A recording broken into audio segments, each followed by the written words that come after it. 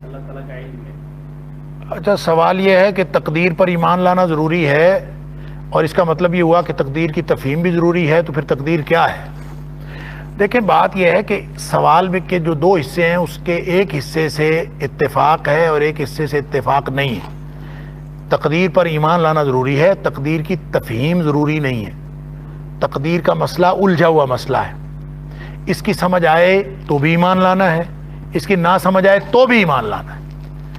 اور نبی اکرم صلی اللہ علیہ وسلم نے ایک دفعہ صحابہ کرام کو تقدیر پہ گفتگو کرتے ہوئے دیکھا تھا کہ ظاہر ہے کہ یہ چونکہ الجھا ہوا مسئلہ ہے اور بہت سارے لوگوں کی سمجھ میں نہیں آتا، تو جب سمجھ میں نہیں آتا تو لوگ بحث کرتے ہیں، بحث کرتے ہوئے صحابہ کی آوازیں اونچی ہو گئیں۔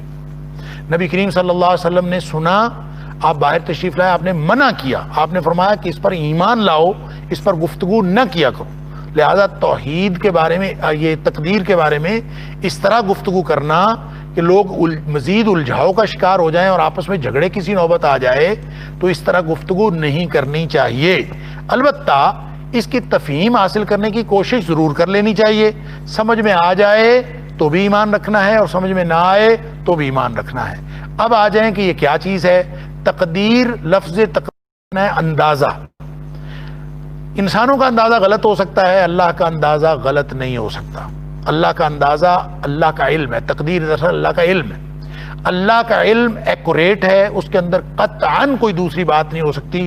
ڈاکٹر اندازہ لگاتا ہے کہ یہ مریض اتنے دن زندہ رہے گا، وہ بعض اوقات اتنے دن زندہ رہ کے فوت ہو جاتا ہے، بعض اوقات تو اللہ تعالیٰ اس کو باقی بھی مزید بھی زندگی عطا کر دیتا ہے۔ کبھی وہ اندازہ صحیح ہو جاتا ہے، کبھی غلط ہو جاتا ہے۔ اللہ کا اندازہ چونکہ کامل ہے، لہذا تقدیر اللہ کا علم ہے اور اللہ کا اندازہ ہے، لیکن اس کا ہمارے ساتھ کوئی تعلق نہیں ہے۔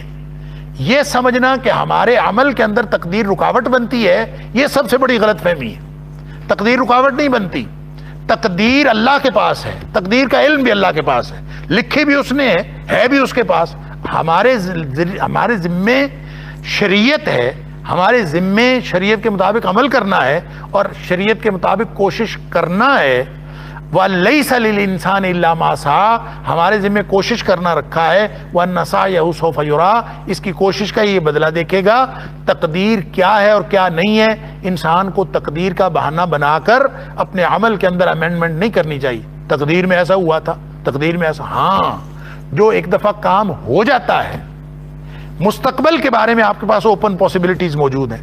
آپ دعا بھی کرتے رہیں اللہ سے اچھائی کی، اور کوشش بھی کرتے رہیں اچھا بہتری کو اچیو کرنے کی اور بہترین ٹارگٹ اچیو کرنے کی۔ جب موقع گزر جاتا ہے تو اس کے بارے میں نبی اکرم صلی اللہ علیہ وسلم نے سکھایا ہے کہ یہ کہا کرو کہ ما قدر اللہ ما شاء فعل، قدر اللہ وما شاء فعل۔ اللہ نے جو تقدیر لکھی تھی، جو مقدر میں کیا تھا اور جو چاہا وہی کیا، ہو گیا ہے۔ تو ماضی کے بارے میں یہ کہنا کہ جو اللہ نے تقدیر میں لکھا تھا وہ ہو گیا، اس لیے کہ ہمارے علم میں تقدیر اس وقت آتی ہے جب وہ وقوع پذیر ہو جاتی ہے، وگرنہ اس سے پہلے تو اللہ کا علم ہے۔ جیسے اقبال نے بھی جبریل اور ابلیس کا ایک مکالمہ لکھا ہے کہ جبریل نے ابلیس سے کہا کہ تو نے اللہ کی نافرمانی کیوں کی کہ تو سجدہ کر لیتا؟ تو اس نے کہا تقدیر میں یوں لکھا تھا۔ تو اس نے کہا کہ تقدیر میں یوں لکھا تھا، یہ تمہیں پہلے پتہ چل گیا تھا یا بعد میں پتہ چلا؟ کہتا ہے پتہ تو بعد میں چلا۔ تو جب پتہ بعد میں چلا تو پہلے تو اپنی مرضی کی ہے۔ لہذا مستقبل کے بارے میں تقدیر رکاوٹ نہیں ہے۔ تقدیر رکاوٹ ہے کہ نہیں، تقدیر جب وقوع پذیر ہو جاتی تو اس کے بعد انسان کے علم میں آتی ہے، اس کے پہلے یہ اللہ کا علم ہے، ہمارے علم میں نہیں۔ تو اللہ نے کیا تقدیر میں لکھا ہے اس کو بہانہ بنا کر اپنا ہم کسی عمل کی بنیاد نہیں رکھ سکتے۔ البتہ جو ہو چکا، ماضی گزر چکا، اس کے بارے میں آپ کہہ سکتے ہیں قدر اللہ ما شاء فعل، جو اللہ نے مقدر میں لکھا تھا، جو چاہا وہ کیا اور وہ ہو چکا۔ مستقبل کے بارے میں ہمیشہ اللہ سے خیر کی توقع رکھیں، بھلائی کی توقع بھی رکھیں، بھلائی کی دعا بھی کریں اور بھلائی کے لیے کوشش بھی کریں، تو اللہ تعالیٰ برائیوں سے بچا کر بھلائیوں کی طرف لے جاتا ہے۔ بس یہی تقدیر ہے، یہ خلاصہ ہے اس کا۔ ویسے یہ ہر پڑھے لکھے بندے کا اور ہر ان پڑھ کا سوال ہے اور اس کی بے شمار تفصیلات ہیں۔ قرآن حکیم کی آیات سے استدلال کر کے ایک بہت بڑا گروہ جبریہ کا نکل آیا، اسی سے استدلال کر کے ایک بہت بڑا گروہ قدریہ کا نکل آیا، اور ہماری جو کلامی تاریخ ہے مسلمانوں کے علم الکلام میں جبریہ اور قدریہ کے دو بہت بڑے گروہ ہیں، اور بہت کافی زیادہ دلائل انہوں نے دیے ہیں اپنے اپنے موقف کے. لیکن صحیح بات یہ ہے کہ تقدیر لڑنے جھگڑنے کی چیز نہیں ہے، ایمان رکھنے کی چیز ہے. آپ اچھی اور بری والقدر خیرہ وشرہ من اللہ تعالی، کہ اچھی اور بری تقدیر سب اللہ کی طرف سے، لیکن وہ وقوع پذیر ہونے کے بعد ہمارے علم میں آتی ہے. پہلے اللہ نے کیا لکھا ہے ہمیں کچھ نہیں پتا. ہمیں اچھی تقدیر کی توقع بھی رکھنی چاہیے، اچھی تقدیر کی دعا بھی کرنی چاہیے، اور اچھے نتائج حاصل کرنے کی کوشش بھی کرنی چاہیے. یہ عملی طور پر تقدیر کے ایمان کے ساتھ ہمارا یہی تعلق، تقدیر کے عقیدے کے ساتھ یہی تعلق. واللہ اعلم بالصواب. دیکھیں نا، علم کو آپ یوں سمجھ لیں کہ جس طرح ہمارا علم ہے ماضی کے بارے میں وہ ایکوریٹ علم ہوتا ہے، تو ماضی کے بارے میں ہم کوئی واقعہ بیان کرتے ہیں، ہم کہتے ہیں کہ مثال کے طور پر میں ایک واقعہ بیان کرتا ہوں، کتابوں میں لکھا ہوا ہے کہ ابو جعفر منصور نے ابو مسلم خراسانی کو دھوکے سے اپنے دربار میں بلایا اور بلا کے دھوکے سے قتل کر دیا. اب یہ ایک واقعہ ہوا ہے، وہ واقعہ مورخین نے دیکھا سنا، اس کو لکھ دیا، اب وہ کتابوں میں لکھا ہوا ہے.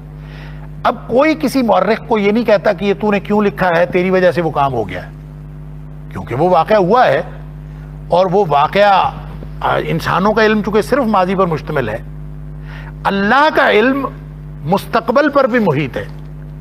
لہذا وہی واقعہ ابو جعفر منصور والا ہی، یہی واقعہ اگر اس وقوع پذیر ہونے سے پہلے جس ہستی کا علم مستقبل کے بارے میں بھی ویسا ہی یقینی ہے جس طرح کا ماضی کے بارے میں ہمارا علم، تو وہ ہستی اگر لکھ دے کہ ابو جعفر منصور ابو مسلم خراسانی کو دھوکے سے بلائے گا اور بلا کے وہ اپنے دربار میں قتل کر دے گا، اگر اس نے یہ پہلے لکھ دیا ہے تو پھر کیوں تقدیر کا بہانہ بناتے ہیں ہم؟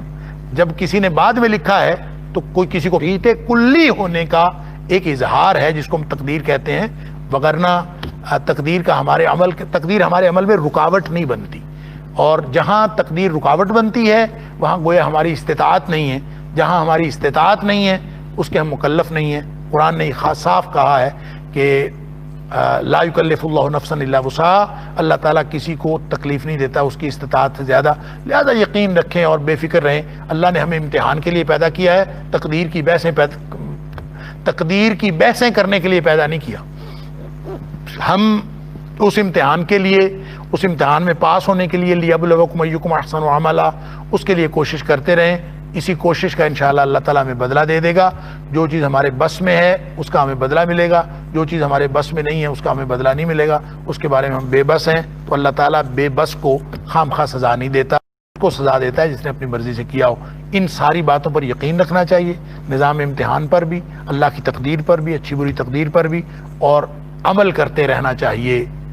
عمل کرتے رہنا چاہیے. وہ جو حدیث ہے نا جس میں نبی اکرم صلی اللہ علیہ وسلم نے فرمایا کہ اللہ کی رحمت کے علاوہ کوئی جنت میں نہیں جا سکتا، اس حدیث کے الفاظ وہ آغاز جو ہے وہ ان الفاظ سے ہے، سددو وقاربو، لگے رہو، محنت کرتے رہو، عمل پر جتے رہو. لیکن ساتھ فرمایا کہ لن يدخل عملہ الجنہ، لن يدخل احدا عملہ الجنہ، کسی ایک شخص کو بھی اس کا عمل جنت میں نہیں لے جا سکتا. عمل کرنا ہے لیکن عمل جنت میں نہیں لے جا سکتا. تو صحابی پوچھتے ہیں آپ کو بھی نہیں؟ نبی اکرم صلی اللہ علیہ وسلم فرمایا مجھے بھی نہیں. الا ان یتغمدنی اللہ برحمت، ہاں اللہ مجھے اپنی رحمت کی لپیٹ میں لے لے تو میں جا سکتا ہوں جنت. گویا جنت ملنی ہے اللہ کی رحمت سے، ہم نے عمل کرنا ہے اللہ کی رحمت کا مستحق بننے کے لیے، لیکن عمل تو کرنا ہے. عمل سے زندگی بنتی ہے، جنت بھی جہنم بھی. یہ خاکی اپنی فطرت میں نہ نوری ہے نہ ناری ہے. اللہ تعالیٰ ہمیں سمجھ عطا فرمائے اور عمل کی توفیق عطا فرمائے.